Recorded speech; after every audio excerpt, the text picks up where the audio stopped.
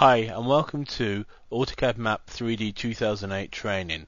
I'm Gary Morin, and in this session I'm going to be showing you some more of the data connection facility features. In our last session we saw how by using the Data Connect menu we could bring in data from various geospatial databases and GIS data formats into the current AutoCAD Map session to view and look at and use. I now want to show you how you can actually edit and update information. Let me go to my SSI site information and let's zoom in onto a site for us to work on. There we go. Let's imagine we want to edit this area here. If I was just to select this data is being pulled through from Esri shape format. So if I want to edit this data, I need to select it and then right click on the object, and we can go down and check out the feature. This just basically means that no one else can now edit this information. Then I can just use the grabs and pull it to the shape I wish it to be. Of course I could use snaps. Then all I have to do then is right click again, and this time you can see the menu, the options have altered, and now I can check in the feature, and that's it done. I've now updated the remote shape information. Likewise, it could be Oracle data, SQL Server, as we said before, any form of data we can pull in. If we actually right click on the layer, you will see quite a big range of commands we have down here. We have zoom to extent, make layer selectable. We can actually fine-tune the information we look at. So if I come down to this one here, filter data objects, with this tool I can actually reduce the information I have coming in. The best way of showing this is on our woodland areas. Let me zoom to the extents of our woodland areas. Helps if I turn them on. Now if we zoom in, you'll see that we actually have, and you can see by the legend as well, two types of woodland areas. We have, let's just make this slightly larger so you can see it, ancient and semi-natural woodland and ancient replanted woodland. We can actually use the filters just to narrow down so we can only see one type of data.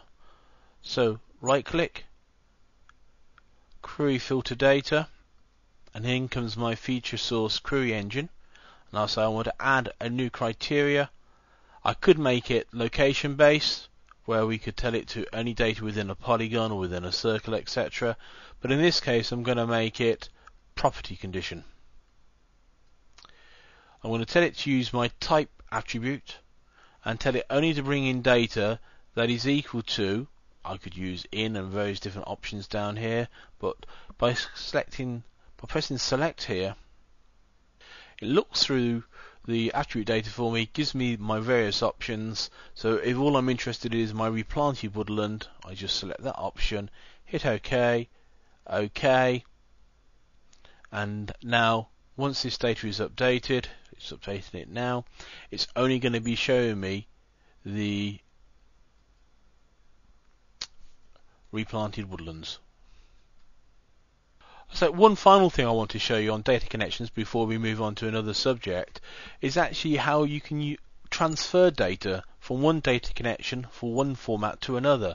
So for instance, I may wish my shape data to appear in with my ancient woodland database. I have a Microsoft SQL server, and I wish to put all of my shape data into my SQL server, so as SQL server gets backed up, all of my SSIs etc. get backed up as well.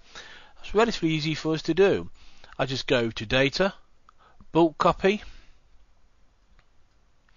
and tell it I want to use my SSI data.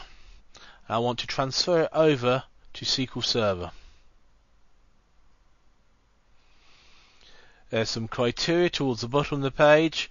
I won't worry about coordinate systems, and I'm not too bothered about errors being shown for now. We'll just say copy now. and that's it done. 263 objects were copied. So if I now just close that down,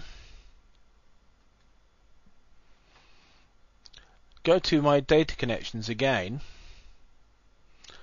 and this time in SQL Server we should see in this list, in fact there we are at the very top of it, my SSIs. So I just now say add to map.